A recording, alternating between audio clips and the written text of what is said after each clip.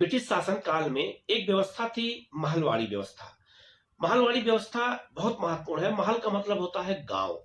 तो पूरे गांव के साथ इसमें समझौता किया गया था। तो इसके बारे में भी क्वेश्चन बार बार पूछा जाता है। और ब्रिटिश शासन काल में भू राजस्व की जो व्यवस्था थी उसमें जमींदारी व्यवस्था, महलवाड़ी व्यवस्था और रैयतवाड़ी व्यवस्था थी। तो आज के वीडियो में हम लोग महलवाड़ी व्यवस्था के बारे में जानेंगे। जरा आप स्क्रीन पे देखिएगा।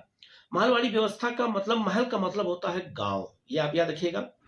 गांव के लोग अपने जो है मुखिया के माध्यम से भू राजस्व जमा करते थे। ठीक है, ये बहुत महत्वपूर्ण है। तो इसमें याद रखना, गांव का एक मुखिया कोई होता था जिसे चौधरी कहा जाने लगा कुछ क्षेत्रों में। तो वो पूरे गांव के भू राजस्व को इकट्ठा करता था और ले आकर के कंपनी में जमा कर देता था।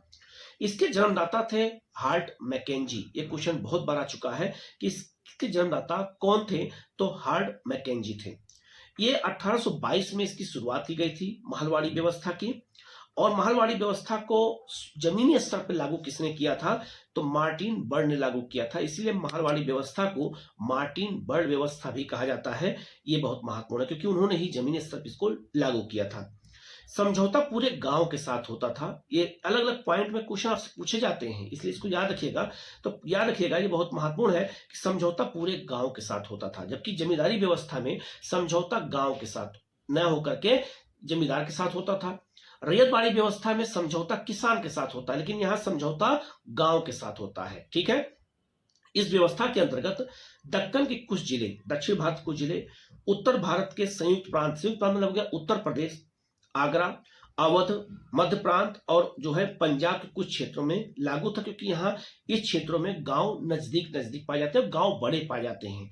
इसीलिए व्यवस्था को इन गांवों के आधार पर समझौता करके लागू किया गया था। ये ब्रिटिश शासन के 30% क्षेत्रों में व्यवस्था लागू थी। तो 30% एरिया कवर करता था महलवाड़ी व्यवस्था का। तो महलवाड़ी व्यवस्था क्या है, महलवाड़ी व्यवस्था कहाँ लागू थी, महलवाड़ी व्यवस्था कितना परसेंट क्षेत्र में थी, क्या उसका जो है प्रावधान था, किसने इसको लागू किया, ये सब अच्छे से याद रखिएगा क्योंकि ये क्वेश्चन बार बार पूछा जाता है। और हमारा मकसद है कि आपको डायग्राम के माध्यम से, मैप के माध्यम से बताएं, इससे आपको आसानी से याद हो सके। ठीक है। Okay, thank you.